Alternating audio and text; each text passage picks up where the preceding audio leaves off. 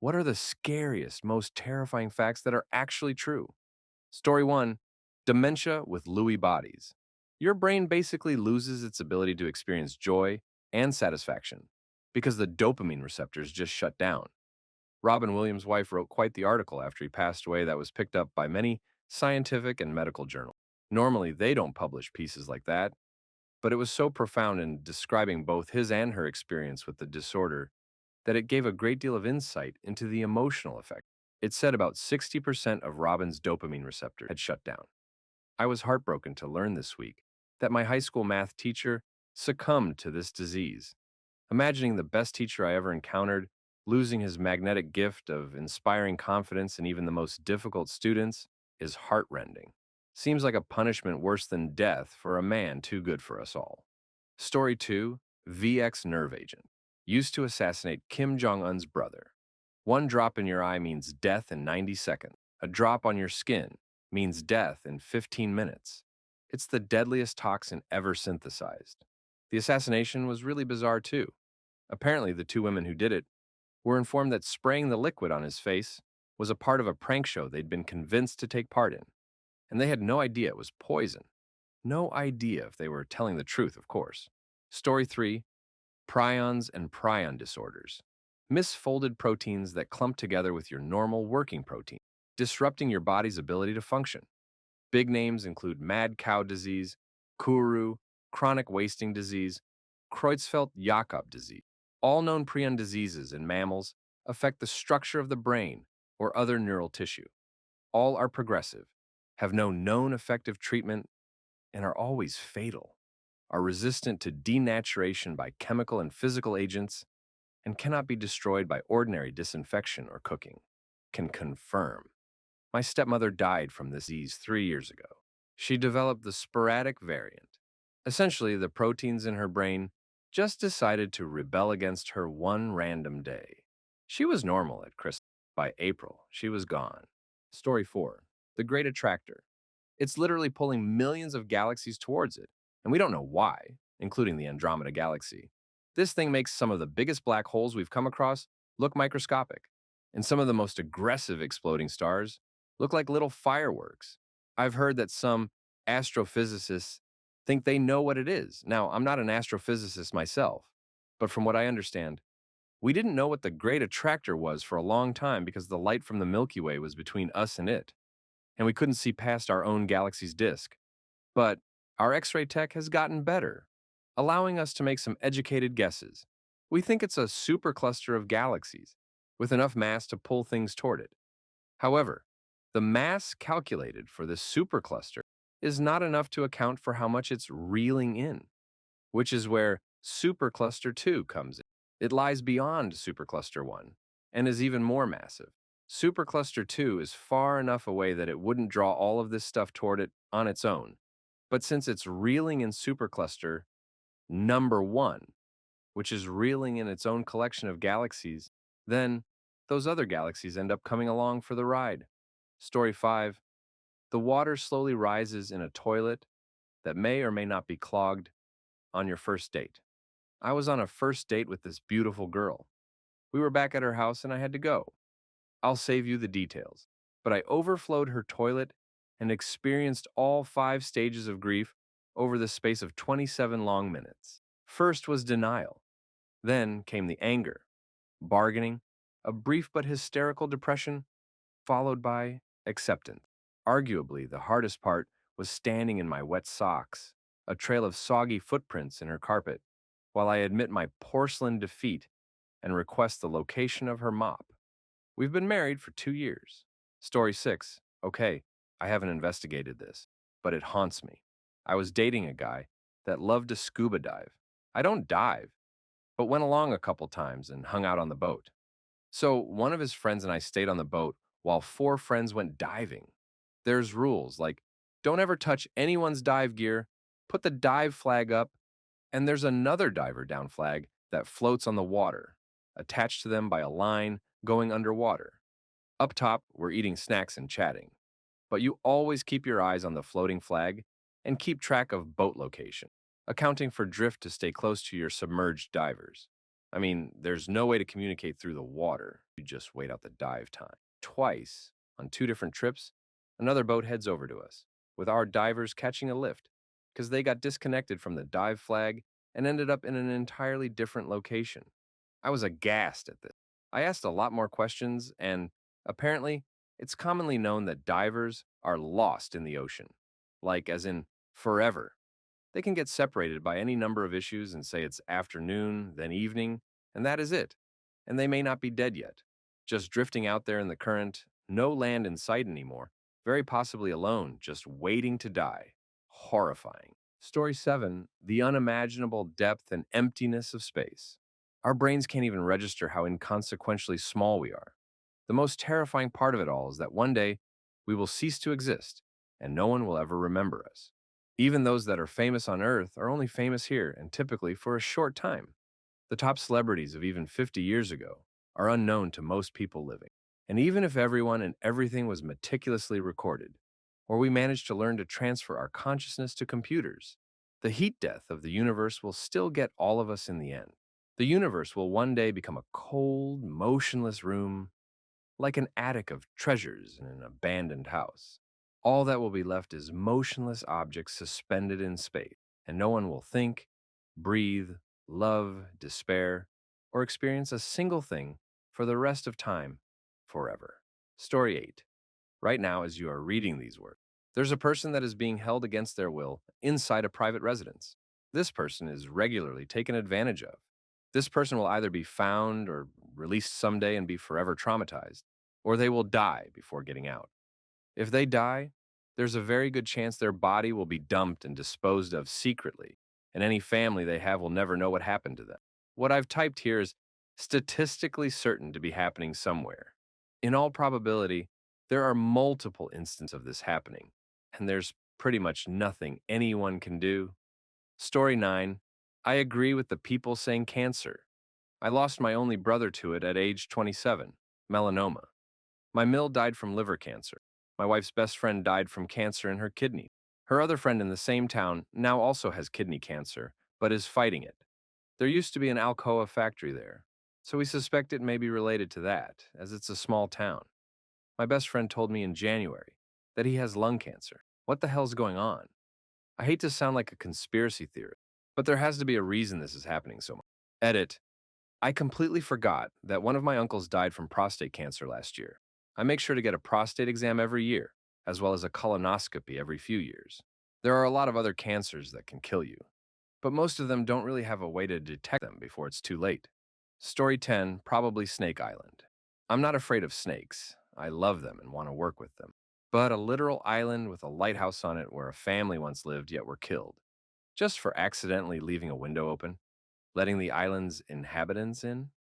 Every step there's snakes, creatures that will quite happily kill you in a bite. Nope.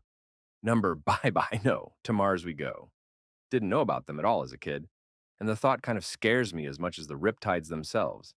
I make sure to talk about them with everyone younger than me who's independent enough to swim unsupervised. Story 11, honesty, our planet, the universe. It's so scary. We are living here pretending that everything is all right, shooting through space, not knowing where our destination is. Maybe it's because I've smoked too much weed, but bro, that crap crazy. If you think about it, what the hell are we doing here? I mean, okay, looking for a reason would drive you crazy.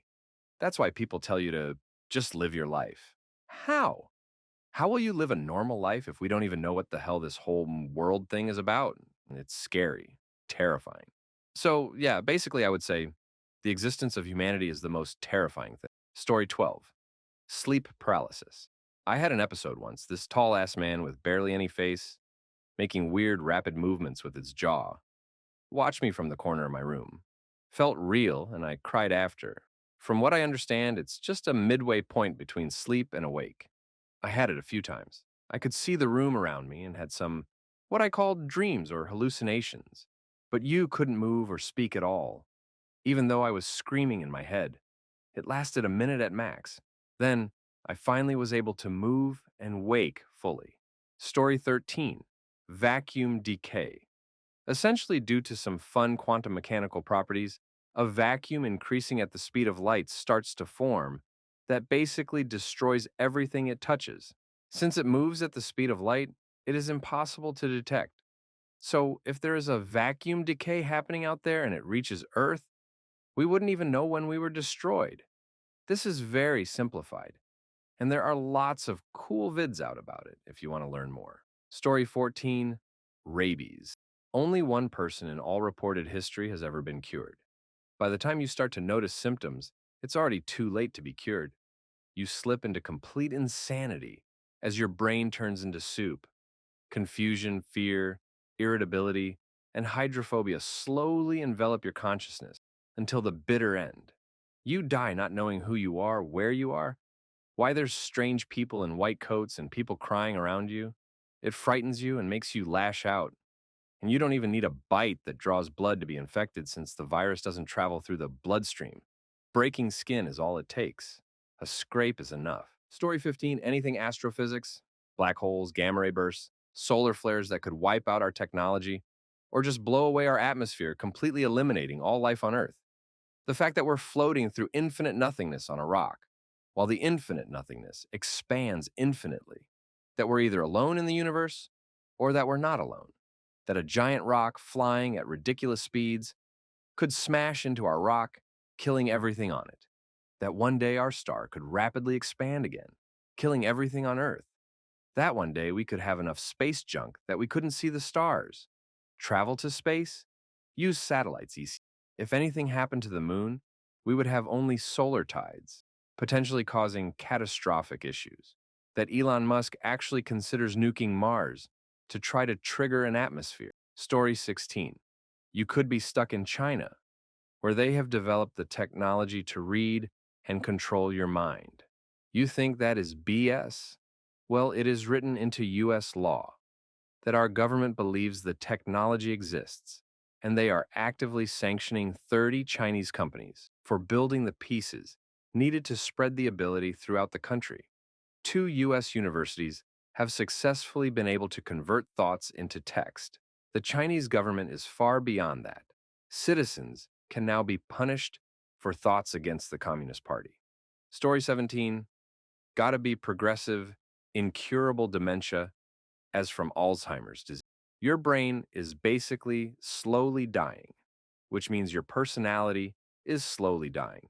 And yes, many people have verified that you're aware it's happening to you, and that at least before your cognitive abilities drop below a certain threshold. The experience is unspeakably terrifying. Plus, your loved ones get to watch you slowly losing everything that makes you you. We all experience pain, we all die, but to have such a long, drawn out process of intimate personal destruction, a process that severs every bond of communication with those who love you and renders you less than helpless. I'm not afraid of much, but I find Alzheimer's disease a prospect uniquely to be dreaded.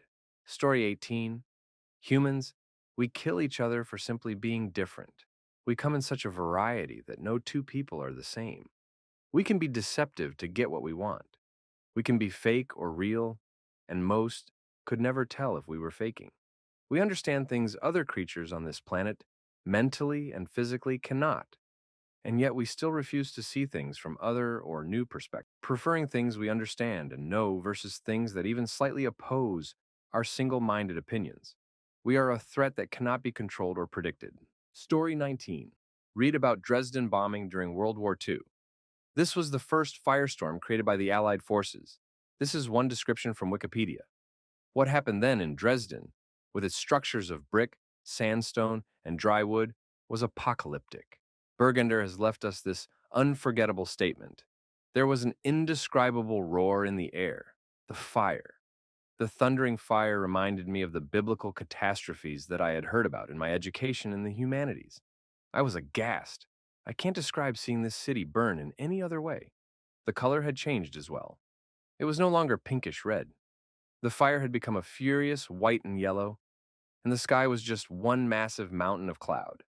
Tokyo suffered 2 man-made firestorms. Story 20, drug-induced psychosis. Never will forget how crazy I felt. I genuinely heard and saw things that weren't theirs, including statues moving and looking at me. Someone playing guitar in the next room, thinking people were out to end me. Legit saw someone outside the window with a gun and heard people under the house yelling my name. A man outside my window and thinking my BF was cheating on me from a video that had nothing of the sort in it. I lost all sense of time and where I was. Thankfully, I'm sober and have been for 5 months. Never will go back to that crap. It's fun and games until you're up for 6 days and can't eat or sleep and hear things laughing at you when you try. I lost everything besides myself, my BF, and my dog and cat. And I'm rebuilding myself from a few times of fun. Thankfully, things are better and we are moving on up the ladder. Never judge addicts unless they're genuinely crap people, because it sucks. We start by trying to numb the pain or feel better from physical and mental pain, and it makes things worse. All I can say is, I'm extremely thankful that my first and second time was absolutely horrible, and I experienced almost every aspect of being addicted to this drug without having to do it for years on end. I'm on probation now for a year. I'm still a little wonky mentally, but so much better. And this all happened last August. Story 21, morphine, or at least the effect of too much. My grandma had a lot of pain from cancerous tumors in her chest, fluid pockets in her lungs, and cancer reaching her frontal lobe, affecting her memory and speech, so the hospice put her under morphine in pill form. She was so loopy and declined so far the day she died that she couldn't focus her eyes, couldn't breathe through her nose because she panicked hours prior. So she kept making this groaning, phlegm filled sound as she breathed due to the condition of her lungs. She recognized us, but it was heartbreaking to see her barely having control over her. She even kept mimicking the action of taking a pill while mumbling how much she hurt before. She was a husk of herself, the strong woman who was so full of love, wisdom, and who always offered a shoulder to cry or sleep on, apologizing to me over and over, with her eyes so far back into her head, with tears falling from them, and could barely even hold me or hold her arms still back as I cried into her. Story 22. When we found out a few years ago that my fiance had the Huntington's disease gene. Huntington's disease is an inherited disease that affects the brain. The disease leads to the gradual destruction of certain areas of the brain. Typical symptoms of Huntington's disease include movement disorders as well as cognitive and psychiatric disorders. The disease breaks out between the ages of 30 and 50 and is always fatal after 10 to 20 years. And it's really scary knowing that our time together is limited and we probably won't grow old together. Story 23, radiation. Some of it we need, like UV radiation from the sun. Some is mostly harmless as long as it doesn't get inside your body, like alpha particles that can't even penetrate your skin. But a lethal dose of ionizing radiation is beyond scary. It's like a trillion tiny bullets going through you, shredding every bit of your DNA and burning you all the way through. First, you'll just get nauseous and pass out. You might be okay for a day or two after you wake, even in good spirits, making jokes and such. And then your skin begins to fall off, and the pain of a 3D burn sets in. You'll be placed in a special sealed room to attempt to prevent infection. You'll be given pain meds and antibiotics and all sorts of meds. But this will only slow your inevitable death. What remains of your skin will be covered with blisters and boils that ooze pus and only get bigger with each day, maybe even with each hour. More and more skin will fall off until it's all gone. You will be cold, in great pain, and infected all over. Your bowels will be among the first organs to fail. So you'll literally be crapping your guts out as the damage spreads.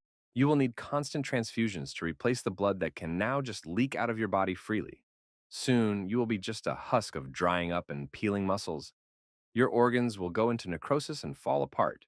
You may even cough up chunks of them, and your whole body will be going into sepsis. At this point, pain meds don't even work, as your veins are so damaged they have collapsed, and your body is too damaged to even absorb them.